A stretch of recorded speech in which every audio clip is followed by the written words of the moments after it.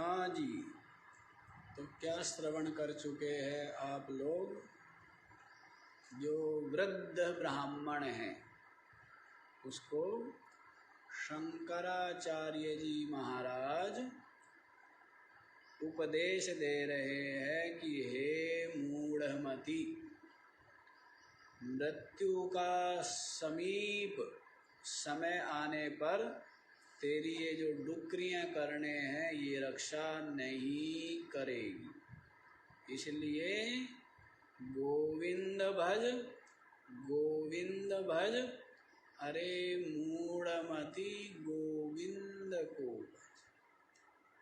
तो इस प्रकार से और बताया कि क्या हुआ है, वृद्धावस्था आ गई है, अंग शिथिल हो गए हैं, बाल श्वेत हो गए हैं, और जो सुंदर मुखड़ा था ये दांतों से रहित हो गया है। और वृद्धावस्था आने से क्या हुआ है, हाथों में लाठी आ गई है, बिना सहारे ना उठा जाता है, ना बैठा जाता है, ना चला जाता है। तो वृद्धावस्था आ गई है और फिर भी तू आशाओं का पिंड नहीं छोड़ता है। अब तो क्या कर, सब आशाओं को छोड़ के वही अब आशा एक राम जी से, दूजी आशा छोड़ दे, और नाता एक राम जी से दूजा नाता तोड़। तो आशा एक राम जी से, क्या एक राम जी से नहीं, राम जी की। क्या करना है, राम जी से या राम जी की। अब राम जी से आशा करते हैं ना, लेकिन आशा किससे कह रहे हैं कि क्या करनी है, राम जी की आशा कर, कि जो तेरे हृदय में जो रमा हुआ है, योगी लोग जिसमें रमण करते हैं, और जो सारे संसार में सच्चिदानंद रूप से रमा हुआ राम है, उस राम की ही आशा कर, अर्थात उसमें अपने चित्त को लगा और राम ही हो जा। तू क्या है वास्तव में, तू राम है।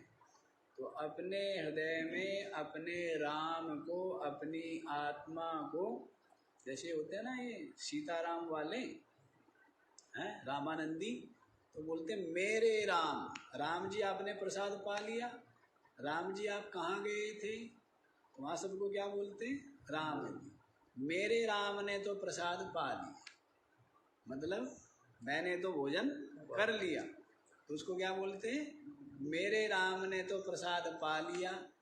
आप राम कहाँ से आए हो, तो सबको क्या बोलते हैं, सिया राममय सब जग जानी, करहूँ प्रणाम जोर जुग पानी। तो सब में किसको देखते हैं, राम को देखते। सब में है कौन, राम है ना। जितने भी ये उपकरण चल रहे हैं सब में कौन है, विद्युत है।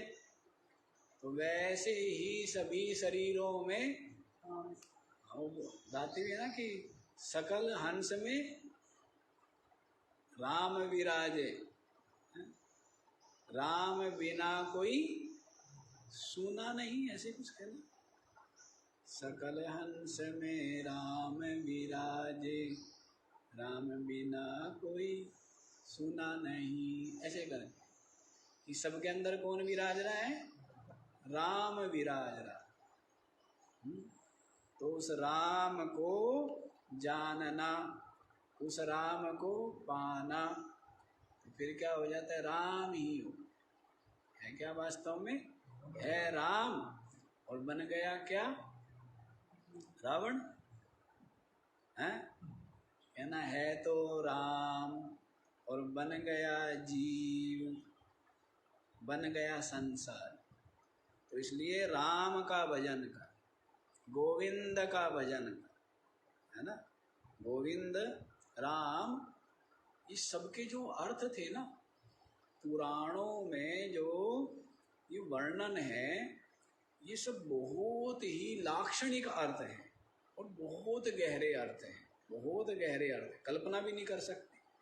जैसे एक आकार बना दिया, जैसे गणेश जी का, गणेश जी का मतलब क्या है, गणपति, उसका इतना विशाल व्यापक अर्थ है ना, क्या क्या मतलब है उसके, सूंड से क्या मतलब है, दांत से क्या मतलब है, कान से क्या मतलब है, आंख से क्या मतलब है तो ये ऐसा। वो थे अलंकारिक लाक्षणिक प्रयोग, तो लोगों ने क्या कर दिया, उसको एक आकार दे दिया और विविध जो कथाएं है उसको अलग रूप दे दिया, जबकि वास्तविकता बिल्कुल अलग है। वास्तविकता जो क्या है, वही अध्यात्म ही है वास्तविकता। एक दांत का मतलब है अद्वैत, है ना, एक दांत का मतलब अद्वैत है। कभी इनका विचार करना, या कभी हम बताएंगे आपको इन सब प्रतीकों का क्या क्या मतलब कैसे। लेकिन फिर जो स्थूल बुद्धि वाले हैं वो इस तरह कर लिया है, वो भी अच्छा है, उस तरह उपासना करे तो भी अच्छा है। जो निराकार है वास्तव में है निराकार, तो उस निराकार को क्या किया है, जो मंद मध्यम अधिकारी है उनकी उपासना के लिए उसको आकार दे दिया है, रेखा खींच दी है, लेकिन वास्तव में निराकार, वास्तव में क्या अद्वैत है। चलो जी, यहीं पर देखिए फिर बताया है कि पुनः जननी के, पुनः जन्म, पुनः पुनः मरण और पुनः पुनः माता के गर्भ में आना। ये जो संसार है इसको पार करना क्या है, दुस्तर है। ये संसार सागर अपार है। इसलिए हे मुरारी, क्या कह रहे हैं, हे मुरारे पाही, मेरी रक्षा कर। तो इसलिए इस तरह प्रार्थना कर, हे मूढ़मते गोविंद को। तो ये हो चुका है। आज आप लोग 5वां श्लोक देखिए। दिनमपि रजनी सायं प्रातः शिशिरवसन्तौ पुनरायात कालः क्रीडति गच्छत्यायुस्तदपि न मुञ्चत्याशावायुः भज गोविन्दं भज गोविन्दं गोविन्दं भज मूढ़मते प्राप्ते सन्निहते मरणे नहि नहि रक्षति डुक्रियकरणे भज गोविन्दं भज गोविन्दं गोविन्दं भज मूढ़मते। दिनम अपि रजनी सायं प्रातः शिशिरवसन्तौ पुनः आयातः कालः क्रीडति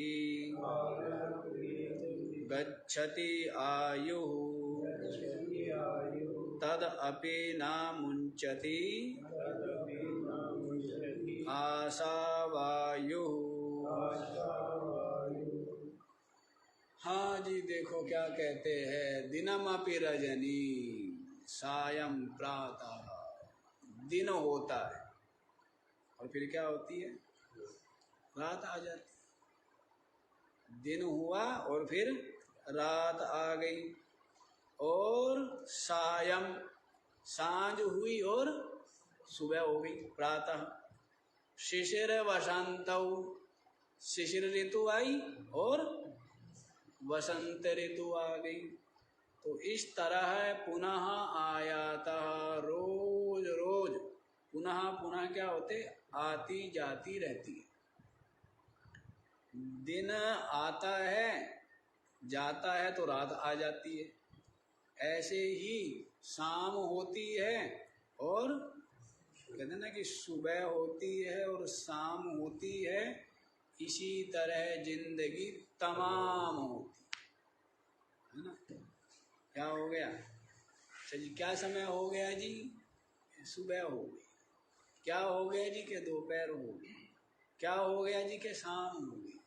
क्या हो गया जी? रात हो गई, सो जाओ। तो इस तरह क्या होता है, रोज रोज दिन बीतता है, रात बीतती है, शाम बीतती है, सुबह बीतती है, और ऐसे शिशिर वसंत आदि ऋतुएं आती जाती रहती है और जीवन बीतता चला जाता, जीवन बीतता चला जाता। ये जो अनमोल जीवन है जो कि अंधेरे में बीत गया, जीवन किस में जीना चाहिए? अंधेरे में, प्रकाश में। अंधेरे में क्या है? भाया। अंधेरे में क्या है? भय है ना, हर चीज का भय है। सर्प का, बिच्छू का, टकराने का, ठोकर खाने का, फिसल जाने का, गड्ढे में गिर जाने का क्या है? अंधेरा भय रूप है। वैसे ये जो अज्ञान है, अज्ञान अंधकार में ही जीवन बीत जाता है। ज्ञान के प्रकाश में जीवन बीते तो फिर क्या रहता है? फिर आनंद रहता है, भय नहीं रहता है। भय नहीं रहता है क्योंकि समझना ही तो है, बाकी तो सब कुछ यथावत चलेगा। शरीर है, शरीर का युवावस्था, वृद्धावस्था और मृत्यु, ये भी सब होते रहेंगे, लेकिन विवेक है, ज्ञान है कि ये सब नश्वर है, जड़ है और मैं इनसे अलग हूँ, इनका साक्षी मैं चेतन हूँ, अविनाशी हूँ, आत्मा हूँ, नित्य मुक्त ब्रह्म हूँ। तो ऐसा बोध, ऐसा ज्ञान, ऐसा प्रकाश होने से निर्भयता रहती है, निश्चिंतता रहती है।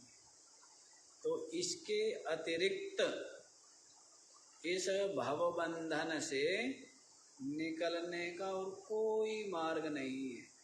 कितने ही कर्म करो, कितनी ही उपासना करो, कल आपको बताया था कर्म और उपासना तो केवल चित्त को शांत करने की, बाकी मुक्ति तो ज्ञान से ही होगी। और जैसे ही विवेक होगा वैसे ही मुक्ति हो जाएगी, जैसे ही। और मुक्ति ही है। अमुक्तता का भ्रम से आरोप कर लिया है ना अपने में, जीव पने का, देह पने का, अमुक्त पने का, पापी पुण्यात्मा पने का, कर्तृत्व भोक्तृत्व का क्या कर लिया है? आरोप किया है ना। जबकि वास्तव में क्या है? वास्तव में विशुद्ध, निर्विशेष, निरुपाधिक चिन्ह मात्र क्या है? वास्तव में चिन्ह मात्र है, चेतन मात्र, आत्मा है, ब्रह्म है, नित्य ही मुक्त है। क्यों घबराता है? क्यों घबराता है? ये संसार सागर से तरने का उपाय है। क्या उपाय है? ये ज्ञान है। तत्काल ही ये संसार सागर सूख जाता है। संसार सागर क्या हुआ? सूख गया। जैसे ही इसकी वास्तविकता पता लगी, ये तो वास्तव में कल्पना मात्र है, स्वप्न के समान मिथ्या है, और वास्तव में सबका सब जड़ है, दृश्य है, अनात्मा है, परिच्छिन्न है, नाशवान है, और मैं इसका साक्षी, चेतन, आत्मा नित्य मुक्त ब्रह्म हूँ। तो ऐसा बोध बुद्धि में निरंतर क्या होना चाहिए? सुरक्षित होना चाहिए। ऐसा बोध बना रहे तो फिर क्या है? अब देखो, जल पीना है, संसारी भी जल पीते हैं और ज्ञानी भी जल पीता है। नदी बह रही है, कैसे जल पीते हैं कि संसारी नदी में बह जाते हैं, और ज्ञानी क्या करता है? किनारे पर बैठ करके और अंजुलि हाथों की अंजुलि बना करके क्या कर लेता है?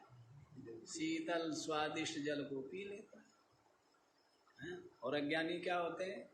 बहते हैं, माया मोह में, अज्ञान में, कर्ता भोक्ता पने में बह जाते हैं। और ज्ञानी तो निरंतर ये है कि मैं चिन्मात्र बोध रूप आत्मा हूँ। तो ज्ञानी करता है उपभोग, ज्ञानी करता है उपयोग, और संसारी क्या करता है? उपभोग। उपभोग क्या है? नदी में बह जाना। और उपयोग क्या है?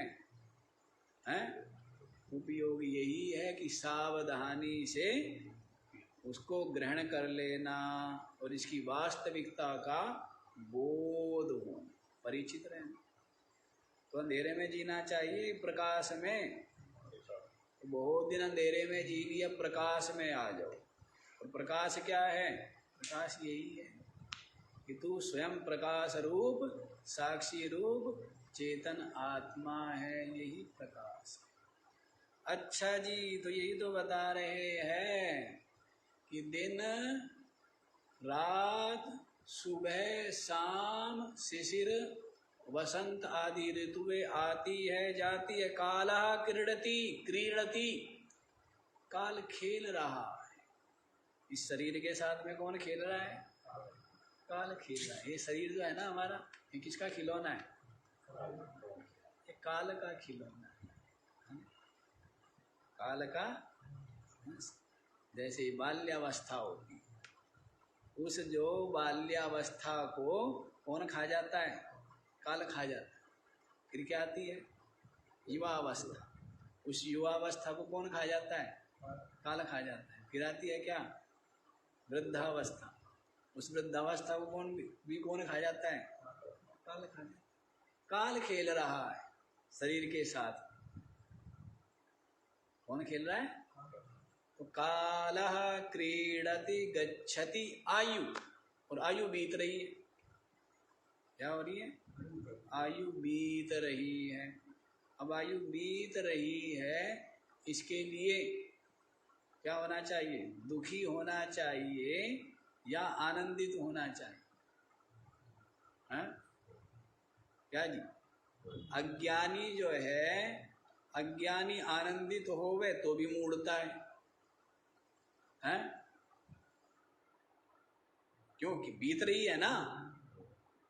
जिसको रखना चाहता है उसको पता ही नहीं कि वो क्या हो रही है, और प्रसन्न हो रहा है। रखना चाहता है ना, बीते ना, है ना। आश्चर्य की बात। चाहता है कि बीत जाए शरीर, चाहता है कि शरीर सदा रहे, और शरीर के एक एक वर्ष के बीतने में क्या मनाता है? उत्सव मनाता है। ये नहीं सोचता है कि क्या हो रहा है? पूंजी संपत्ति घट रही है, हर साल घट जाती है, हर रोज घट जाता है, एक दिन, हर क्षण घट जाता है, एक श्वास। तो आनंद होने की या प्रसन्न होने की बात है क्या? और रही बात ज्ञानी की, तो उसकी तो अलग बात है। ना वहाँ शादी नहीं उदासी, और भरम करम से रहता न्यारा, ऐसा कहिए अलख अपार। ना वहाँ शादी नहीं उदासी। ज्ञानी के तो क्या है? ना तो कोई प्रसन्नता है, ना कोई उदासी है। भरम कर्म से रहता न्यारा, सारे भ्रम और सारे कर्मों से जो है न्यारा है। ऐसा कई अलख अपारा, ऐसा अलख और अपार अपना आत्मा है, अपना स्वरूप। तो ज्ञानी के तो हर्ष विषाद कुछ है नहीं। क्यों? आयु बीत रही है किसकी? शरीर की। कम बीते पूरी बीत जाए क्या फर्क पड़ता है? जो काम करना था करके बैठा, जो काम करना था करके बैठ जाओ, उसके बाद बारिश आओ कहना सानू की है, धूप निकले तो कहना सानू की। क्यों सेठ जी, क्या बोलेंगे? हैं? तो कुछ भी होवे क्या फर्क पड़ता है? जो काम करना था कर लिया, अब किसी प्रकार का कोई भय रहता है क्या? अब किसी प्रकार की कोई चिंता नहीं।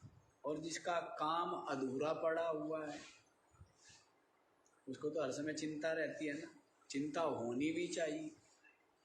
जिसका काम अधूरा पड़ा हुआ है या बिल्कुल पूरा का पूरा पड़ा हुआ है तो उसको चिंता होती है, होनी चाहिए।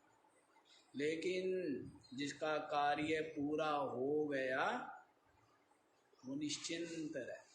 अर्थात जो ज्ञान में प्रकाश में आ गया, किस में आ गया? ज्ञान में आ गया, प्रकाश में आ गया कि ये सारा का सारा संसार ये तो नाशवान मिथ्या आसार ही है। और मेरे शरीर में जो चेतन है अविनाशी तत्व वो आत्मा ब्रह्म रूप, ऐसे ज्ञान के प्रकाश में जो आ गए है ना। तीन चीजें है ना, कर्म, उपासना और ज्ञान, तीन बताइए ना। तो कर्म और उपासना का स्वरूप क्या क्या बताया? यदि कर्म करेंगे सत्कर्म शुभ कर्म तो उसके द्वारा पितृलोक की प्राप्ति होगी। कल बताया था शायद, इसकी प्राप्ति होगी पितृलोक की प्राप्ति। उपासना करेंगे, किसी भी देवता का, इष्ट का, ईश्वर का ध्यान करेंगे तन्मय हो करके तो उससे उस जो ईश्वर देव है उसके लोक की प्राप्ति हो जाएगी, है ना। ये कर्म और उपासना का फल, किसका फल हुआ? कर्म का फल है पितृलोक स्वर्ग आदि की प्राप्ति। उपासना का फल है जिसको भी ईश्वर मान करके अनन्य भाव से भजा उसके लोक की प्राप्ति, ये उपासना का फल है। ठीक है। और यही कर्म और उपासना निष्काम भाव से किए जाए तो, सकाम भाव से किए तो बताया क्या अर्थ है? यदि कामना लेके कर्म किया तो किसकी प्राप्ति होगी? स्वर्ग आदि की प्राप्ति। कामना लेके उपासना की तो किसकी प्राप्ति हो जाएगी? इष्ट के लोक की प्राप्ति। और यही कर्म और उपासना निष्काम भाव से की तो उससे क्या होगा? अंतःकरण का जो मल और विक्षेप है वो दूर हो जाए, अर्थात अंतःकरण पूरी तरह से क्या हो जाएगा? निर्मल निर्दोष हो जाएगा। उसके पश्चात इस आत्मज्ञान के द्वारा परमात्मा का जो वास्तविक अविनाशी निराकार निरुपाधिक जो स्वरूप है उसकी प्राप्ति अपनी आत्म रूप से होती है। क्या होती है? निराकार जो परमात्मा है, निर्विशेष है, सच्चिदानंद है, नित्य मुक्त जो ब्रह्म है उसकी आत्म रूप से प्राप्ति अनुभूति हो जाती है। तो ऐसा ज्ञान के प्रकाश में जो विराजमान है वो तो सदा ही निर्भय है, सदा ही निश्चिंत। तो आयु जाए या रहे, बात किसकी चल रही है? आयु की। कि दिन होता है, रात होती है, सुबह होती है, शाम होती है, इसी तरह जिंदगी तमाम होती है ना, उसी के लिए बता रहे हैं। शिशिर ऋतु आती है, वसंत ऋतु आती जाती है, तो काल जो है सब शरीरों से खेल रहा है। तो अज्ञानी तो बेचारा दुखी होगा कि रोज रट रही है, लेकिन अज्ञानता के कारण से दुखी ना होकर के क्या मनाता है? Happy birthday. क्या मनाता है? खुशी मनाता है। अब ये बताओ, खुशी मनाने की बात है या दुख मनाने की बात? 1 वर्ष कम हो गया और काम बिल्कुल, काम कहना भी शुरू भी नहीं हुआ, काम अधूरा पड़ा हुआ। जिस काम के लिए ये देह मिला था वो काम अभी शुरू भी नहीं किया, पूरा का पूरा अधूरा पड़ा। विद्यार्थी परीक्षा देने जाता है और पता लगा कि 1 घंटा बीत गया और अभी प्रश्न पत्र सारा का सारा क्या है? अधूरा पड़ा हुआ है, अनसोल्ड पड़ा हुआ है। तो प्रसन्न होगा या दुखी होगा? भयभीत होगा। तो वैसे ही जिस काम के लिए ये देह मिला वो काम अभी शुरू भी नहीं किया, किसी ने शुरू कर भी दिया है लेकिन पूरा का पूरा अभी क्या है? अधूरा पड़ा।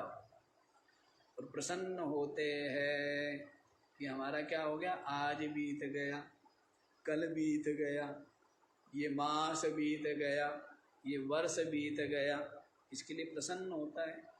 तो प्रसन्न होने की बात नहीं है, दुख मनाने की। और रही बात ज्ञानी की, जो उस ज्ञान के प्रकाश में जीता है तो उसके लिए तो सदा ही दीवार। शरीर अभी चला जाए चाहे शरीर युगों तक रहे, उसको क्या फर्क पड़ता है? जिसने जान लिया मैं अविनाशी चेतन आत्मा नित्य मुक्त ब्रह्म हूँ, शरीर अभी के अभी चला जाए कोई फर्क? शरीर युगों तक रहे तो कोई फर्क नहीं पड़ता है, क्योंकि जो करना था, जो जानना था, जो पाना था वो कर। हाँ जी, तो यहाँ पर कह रहे हैं कालः क्रीडति गच्छति आयु तदपि न मुंचति आशावायु। लेकिन फिर भी काल खेल रहा है शरीर के साथ में और आयु बीत रही है। क्या हो गई है? आयु बीत रही है, लेकिन आशा वायु न मुंचती। लेकिन आशा रूपी जो वायु है, जैसे चंचल है ना, चंचल वायु क्या होती है? निरंतर बहती, निरंतर हिलती। इसी तरह विविध आशाएं, एक आशा पूरी नहीं होती उससे पहले दूसरी का जन्म, फिर तीसरी, फिर चौथी, पूरी इन आशाओं को पूरा करने में ही पूरा जीवन बीत जाता है और आशाएं समाप्त हो जाती है। क्या तृष्णा न जीर्णा, क्या बोला है भरतरी हरि जी ने? तृष्णा बूढ़ी नहीं, वयमेव जीर्णा। तृष्णा बूढ़ी नहीं हुई, कहते हम बूढ़े हो। जो तृष्णाएं है वो तो बढ़ती ही बढ़ती जाती है ना, और संतोष तो बिल्कुल नहीं। क्योंकि जीवन में जब सत्संग नहीं, विवेक नहीं, तो संतोष कहाँ से आए? संतोष कैसे आएगा? जब विवेक होगा। और विवेक कहाँ से आएगा? सत्संग से। तो जीवन में सत्संग, जीवन में सद्ग्रंथ, उनका स्वाध्याय अत्यंत आवश्यक है। यदि शांति को पाना चाहते हो, विवेक को पाना चाहते हो, विवेक आएगा तो संतोष आएगा, और संतोष आएगा तो क्या आएगी? क्या आएगी? शांति आएगी। क्या आएगी? शांति। अब तो सब असंतोष की आग में झुलस रहे, जिसको देखो असंतुष्ट, शिकायत, है ना, सब असंतुष्ट।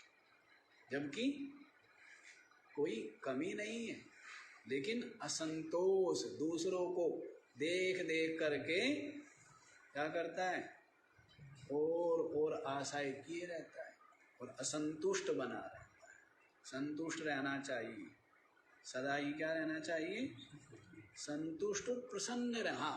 पुरुषार्थ करें, परिश्रम करें, जो प्रारब्ध में है वो मिल जाता है, और उसमें क्या करें, संतुष्ट और प्रसन्न निरंतर रहना चाहिए।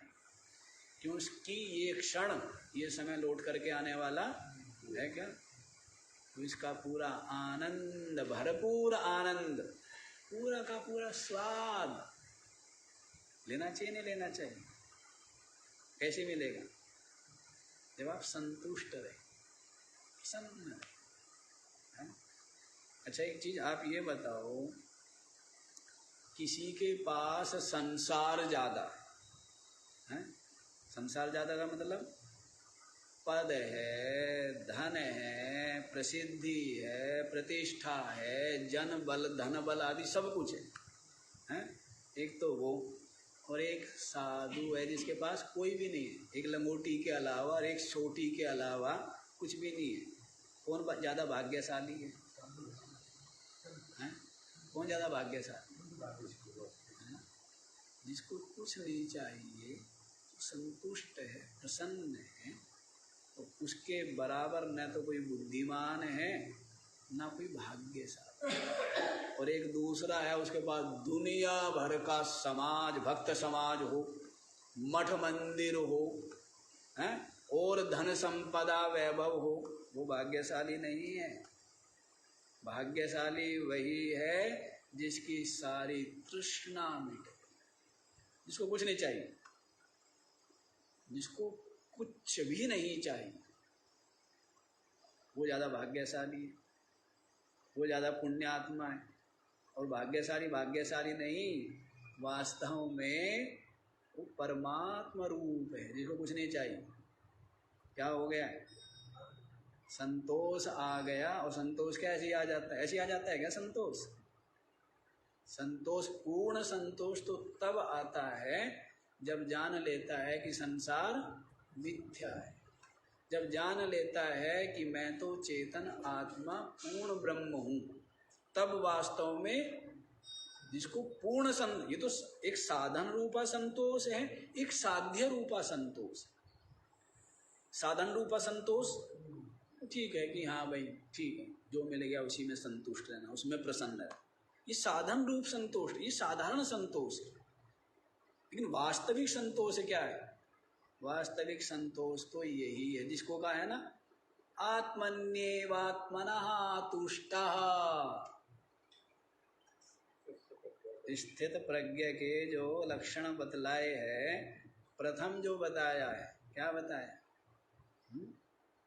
प्रजहाति यदा कामान सर्वान् पार्थ मनोगतान् आत्मन्येवात्मना तुष्टः स्थित प्रज्ञस्तदुच्यते। यदा मनोगतान् सर्वान् कामान् प्रजहाति, मन में रहने वाली समस्त कामनाओं का जिस क्षण परित्याग कर देता है, संसारी के लिए, रागी के लिए संभव है क्या? हाँ, विवेकी ज्ञानी उसके लिए संभव, संसार में रहते रहते भी संभव है, संसार का समस्त व्यवहार करते हुए। क्योंकि महत्व किसका है?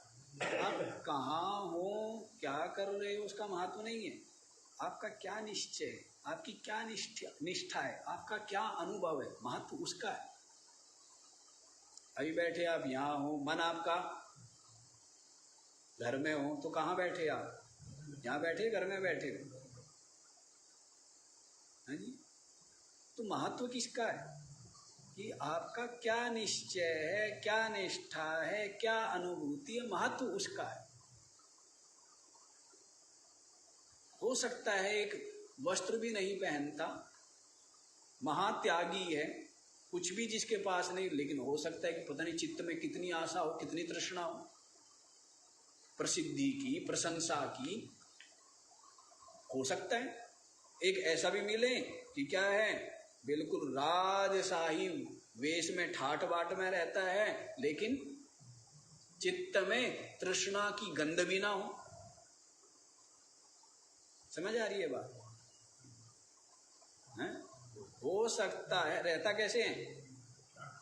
खीर मालपुए पकवान खा रहा है, आशा नहीं थी, प्रारब्ध से क्या आगे, खीर मालपुए पकवान, और राजशाही ढंग से रहता है, शरीर का प्रारब्ध।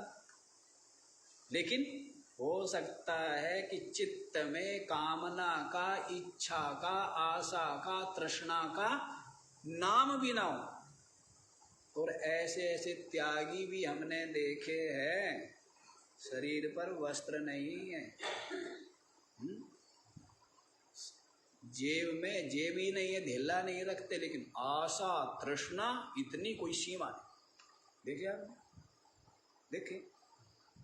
ये देखे हम? वस्त्र नहीं पहनते हैं,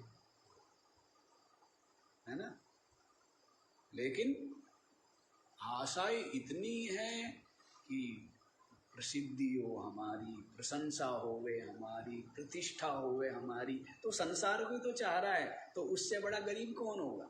जो संसार को चाहे किस भी रूप में, वो तो गरीब ही है। और जो संसार को नहीं चाहता है वो क्या है? संसार को नहीं चाहता है वो क्या है? अमीर। प्रारब्ध से जो मिलता है उसमें संतुष्ट है, उसमें प्रसन्न। चाहिए नहीं, गुजारा ही तो करना है, चाह नहीं है, आशा नहीं है। जो प्रारब्ध से मिलता है वो उसमें है संतुष्ट और प्रसन्न, लेकिन चाह नहीं है। तो संसार को जो चाहे वो गरीब, और जो संसार को ना चाहे वो, ये देखो, जो संसार पद भी चाह रहा है, प्रसिद्धि चाह रहा है ना, प्रशंसा चाह रहा है ना, बहुत प्रसिद्ध है और प्रसिद्ध होना चाहता है, उससे बड़ा गरीब कौन है? बेचारा वो तो बहुत गरीब है, बहुत गरीब है। एक महात्मा जिसको कोई नहीं जानता, एक महात्मा कोई नहीं जानता, और उसके चित्त में ये भाव ही नहीं है कि कोई मुझे जाने, तो कौन हुआ अमीर? कौन हुआ धनी? कौन हुआ भाग्यशाली? जिसके चित्त में चाह नहीं। समझ आया? वो है संपन्न, समृद्ध। और जिसके चित्त में चाह है वो तो गरीब, चाहे वो धन की हो, चाहे वो पद की हो, चाहे वो प्रसिद्धि की। तीन ऐष्णा बताइए ना, पुत्रेष्णा, वित्तेष्णा और लोकेष्णा। पुत्रेष्णा का त्याग, वित्तेष्णा का त्याग ये तो सहज है, लेकिन लोकेष्णा का, लोकेष्णा का त्याग क्या बोला है? मान बड़ाई ईर्ष्या दुर्लभ तजनी, कंचन तजना। भूल गए क्या? अभी तो बताए थे कुछ दिन पहले। क्या बताए? कंचन तजना सहज है, सहज त्रिया का नेह। सोने को त्यागना कहते क्या है? सोने, चांदी, मोती, हीरे, हैं, धन संपदा कहते, इसको त्यागना क्या है? सहज। कोई भी त्याग देगा। सहज त्रिया का नेह, और स्त्री पुत्रादि का जो स्नेह है, प्रेम है, उसको त्यागना भी सहज है। लेकिन मान, बड़ाई, ईर्ष्या, दुर्लभ तजनी, तो लोकेष्णा का त्याग बड़ा कठिन है। तो जो लोकेष्णा चाहता है ना, मान प्रसिद्धि हो गए हमारी, तो वो गरीब है, दरिद्र। और जिसको कुछ नहीं चाहिए वो क्या है? वो सहंसा है, वो परमात्मा रूप। वो क्या है? वो परमात्मा रूप है। तो इस तरह वो कैसे आएगा? ये ऐसा संतोष तो तभी आएगा ना जो स्थित प्रज्ञ हो गया। आत्मनि आत्मना एव तुष्टः, जो अपने आप में संतुष्ट है, प्रसन्न है। स्थित प्रज्ञस्तदोच्यते, उसको क्या बोलते हैं? स्थित प्रज्ञ। कोई कामना नहीं है, कुछ भी चाहा नहीं, कुछ भी जैसा है वैसे में संतुष्ट। माला पहनाई जा रही है तो भी शांत और प्रसन्न है, गालियां दी जा रही है, निंदा की जा रही है, तो भी क्या है, कितना वो चाहिए उसके लिए। राम जी दोनों समय क्या है, शांत और प्रसन्न है ना। राज्याभिषेक होगा ऐसा सुनकर के कोई प्रसन्नता नहीं है, वन में जाना होगा ये सुनकर के किसी प्रकार की कोई खिन्नता नहीं है। क्यों? क्योंकि राम जी सारे तमाशे को जानते हैं, जानते कि राम जी क्या है, ये राम जी जानते तमाशा है, ये लीला है, ये खेल है, ये नाटक है, और कुछ भी नहीं है, और कुछ भी नहीं, इससे ज्यादा ये संसार कुछ भी नहीं है। राम जी जानते हैं, राम जी क्या बने रहे, दोनों अवस्थाओं में बिल्कुल शांत और प्रसन्न बने। तो ये फल किसका है? ज्ञान का फल। जो भी ज्ञान के प्रकाश में आ जाता है तो सारा का सारा अज्ञान अंधेरा मिट जाता है और वो निर्भय और निश्चिंत हो जाता है। और फिर शरीर रहे या चला जाए, जो काम था वो काम कर लिया। जब कार्य हो गया तो अब कोई बह रहता है क्या? कोई कार्य शेष नहीं रहा। तो इस तरह है, उस वृद्ध ब्राह्मण को शंकराचार्य जी महाराज कह रहे हैं कि भाई काल खेल रहा है और आयु बीत रही है, हे बूढ़े अब तो आशाओं का पिंड छोड़, अब क्या कर, अब तो आशा छोड़ दे। और क्या कर, भज गोविंदम भज गोविंदम गोविंदम भज मूढ़। गोविंद को भज, गोविंद को भज, हे मूढ़ मते क्या कर, संसार को ही भजता रहा जीवन पर्यंत। किसको भजता है? इसको भजन करते हैं ना सब लोग, भजन तो बहुत करते हैं। चिंतन किसका करते हैं? तो भजन किसका हो रहा है? भगवान का हो रहा है, संसार का हो रहा है। कोई धन चाह रहा है तो किसका भजन हो रहा है? पद चाह रहा है, किसका भजन हो रहा है? संसार का हो रहा है ना, है? कोई प्रसिद्धि प्रशंसा चाह रहा है, भजन किसका हो रहा है? तो संसार का ही भजन करता रहा ना, भगवान का भजन। अब भगवान का स्वरूप आपको बताया हुआ है, चाहे सगुण साकार भगवान का भजन कर, चाहे सगुण निराकार भगवान का भजन कर, और चाहे निर्गुण निराकार भगवान का भजन कर। भगवान का भजन कर, तीनों तो एक ही है। तीनों क्या, अंतिम में तो तत्व तो एक ही। तो ऐसा बतलाया है। अब आप लोग छठा श्लोक और देख लीजिए। जटिलो मुंडीलुंचित केशः काषायाम्बर बहुकृत वेशः पश्यन्नपि न च पश्यति लोकः उदरनिमित्तं बहुकृत वेशः भज गोविन्दं भज गोविन्दं गोविन्दं भज मूढ़मते। जटिलः मुंडी लुंचित केशः काषायाम्बर बहुकृत वेशः पश्यन्नपि च न पश्यति लोकः उदरनिमित्तं बहुकृतवेषः। जटिलः, कभी जटा बढ़ाता है, क्या करता है, विविध वेश करता है ना, कभी क्या करता है, जटा बढ़ाता है, जटाजूट। मुंडी, कभी क्या करता है, मुंडन, क्या कर देता है, बिल्कुल साफ।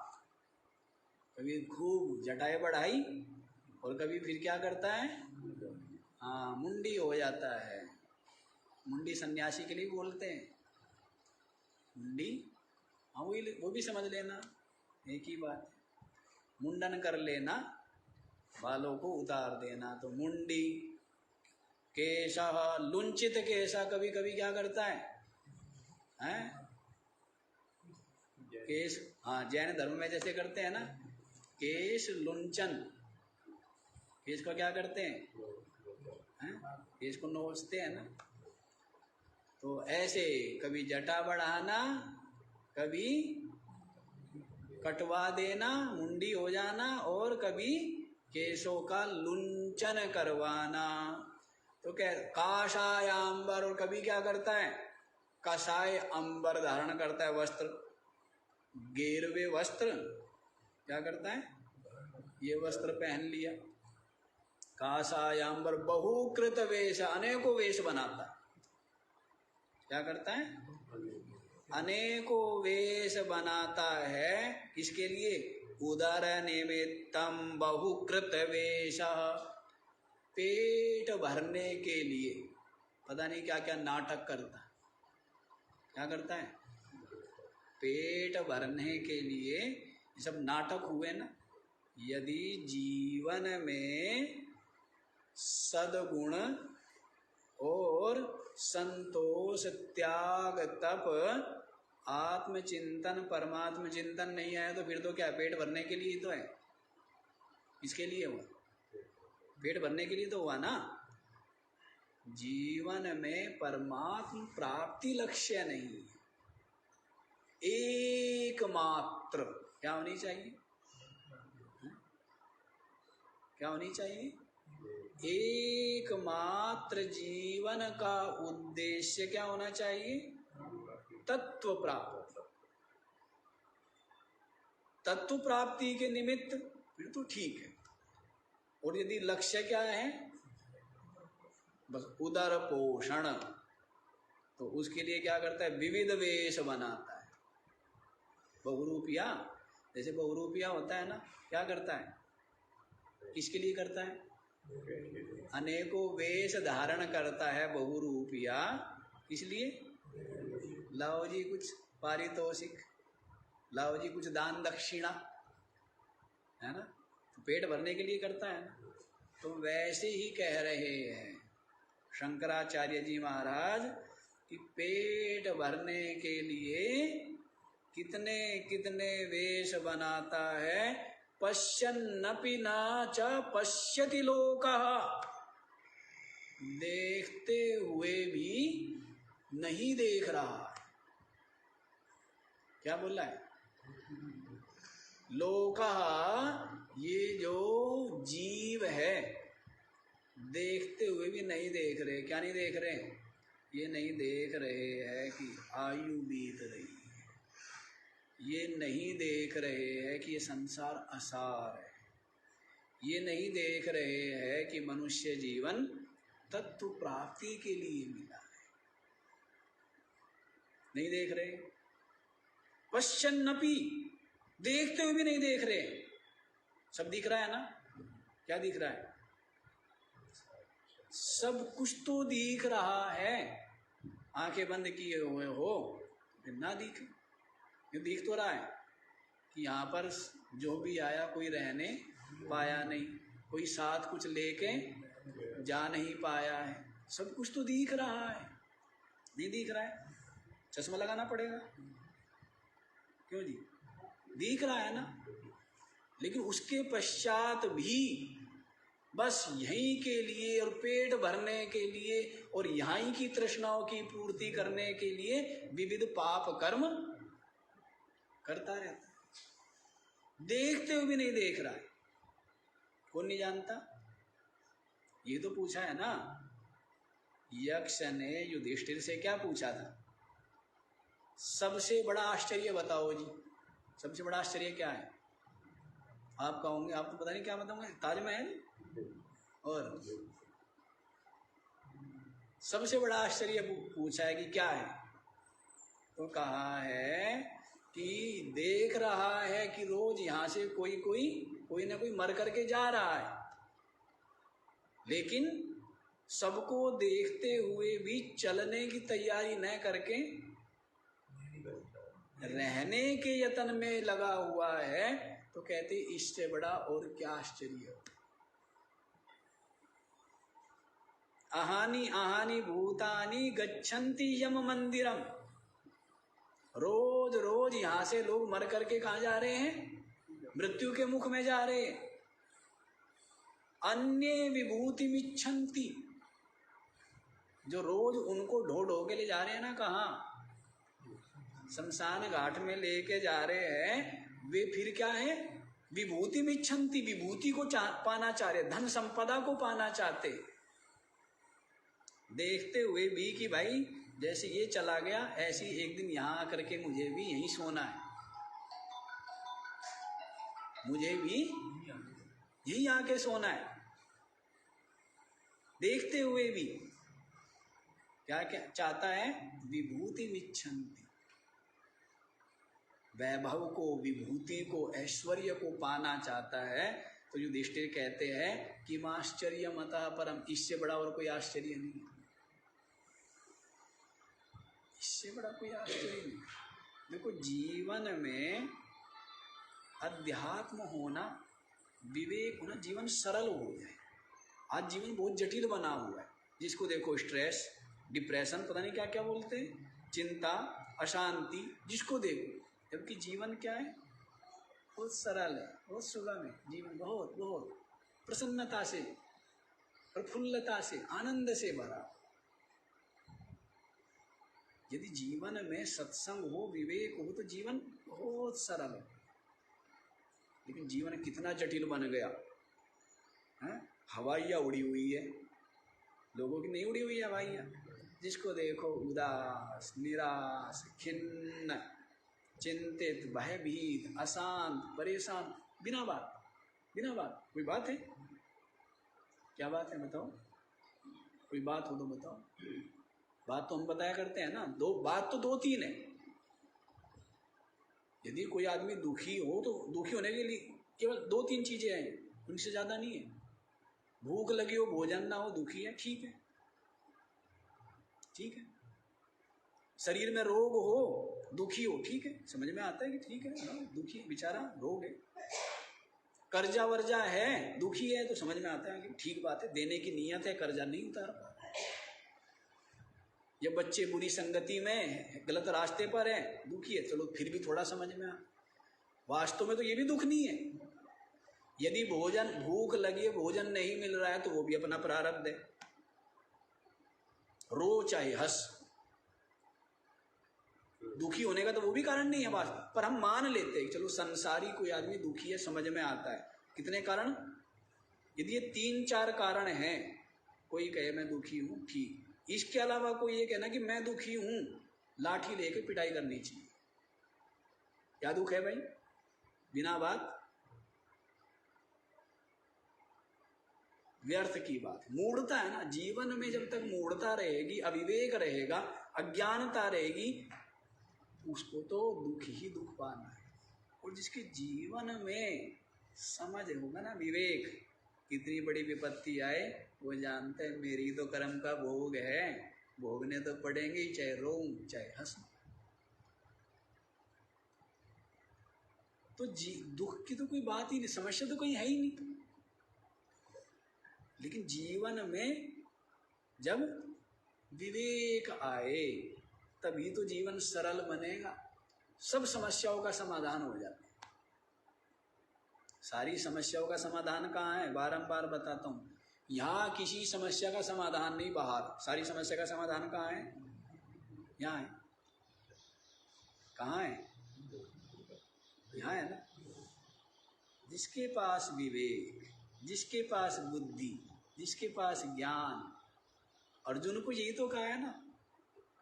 अर्जुन चाहता है कि मेरे दुख दूर हो जाए, तो क्या कहा? मैं तुझे ऐसा ज्ञान दूंगा, इस ज्ञान को पा करके तू गुरुणापि दुखेना ना विचाल्यते, बड़े से बड़े दुख में भी तू विचलित नहीं है। दुख तो आएंगे भाई, तेरा कर्म हो गया, तेरा पुत्र भी मरेगा ही, मरा ना, क्या क्या नहीं हुआ।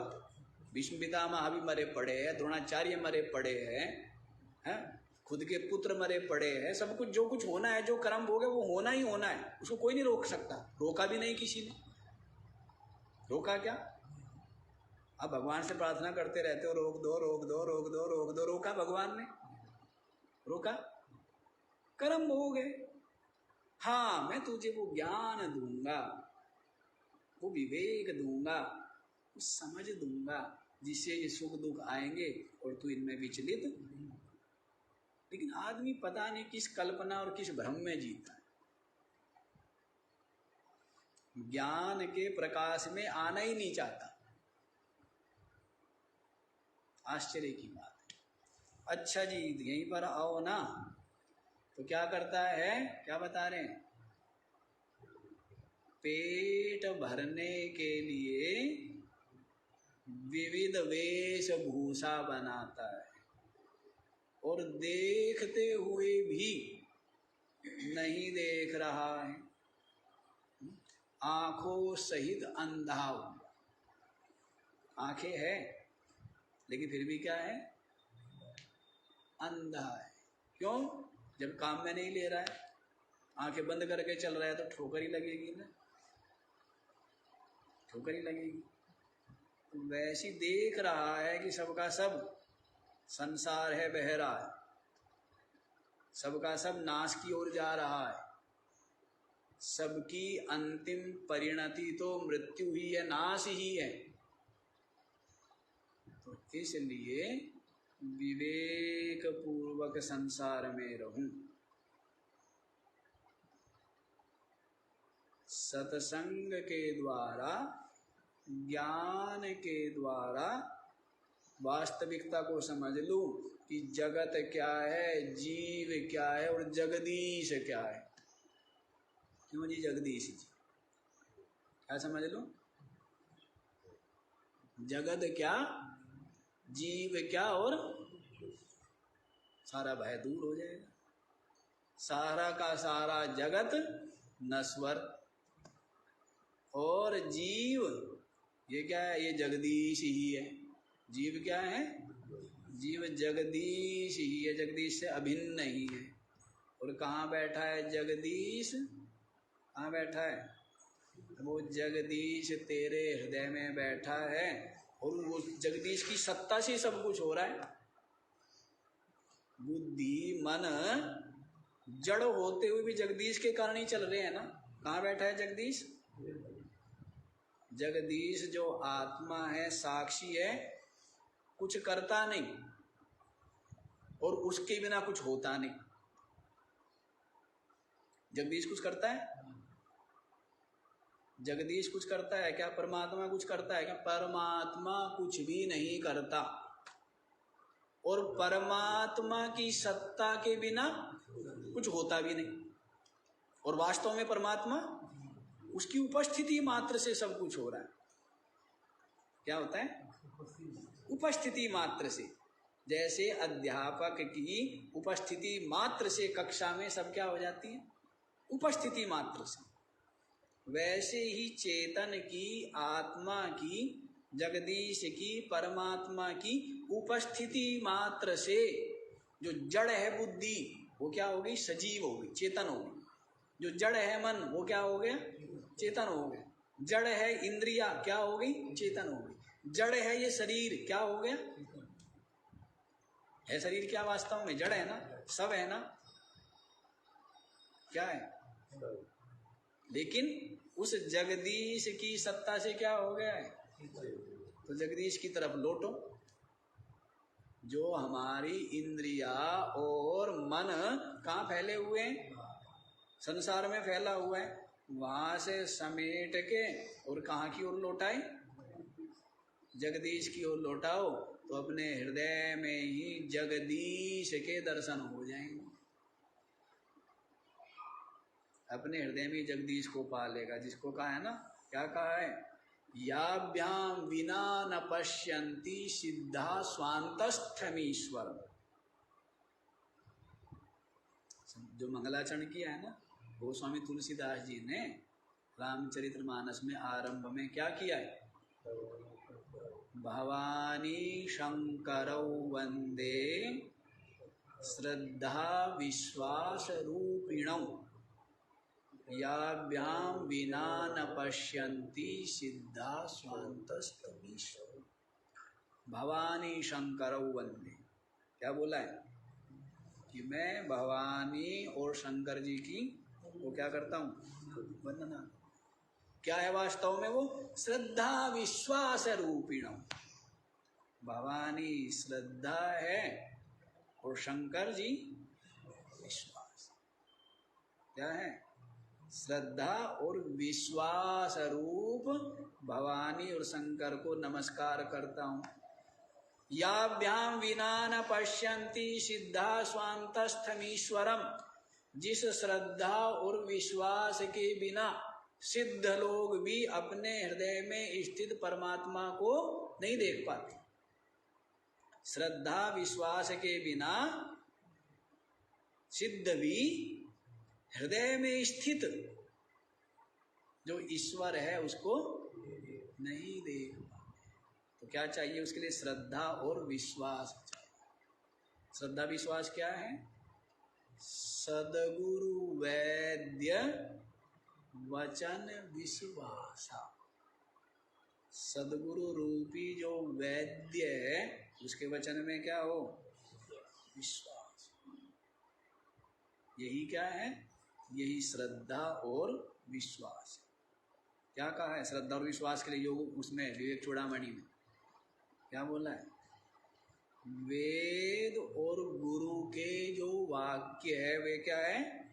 बिल्कुल सत्य है, यथार्थ है। ऐसी बुद्धि का होना ही श्रद्धा है। क्या है? वेद और गुरु का जो वाक्य है वो क्या है? बिल्कुल यथार्थ है, बिल्कुल सत्य है। ऐसा जो विश्वास है वही क्या है?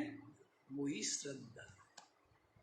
तो ऐसा जो श्रद्धावान है वो ज्ञानम लभते। गीता में क्या है? श्रद्धावान लभते ज्ञानम। श्रद्धावान ज्ञान को पा लेता है, और ज्ञान को पा लेता है मतलब परमात्मा को।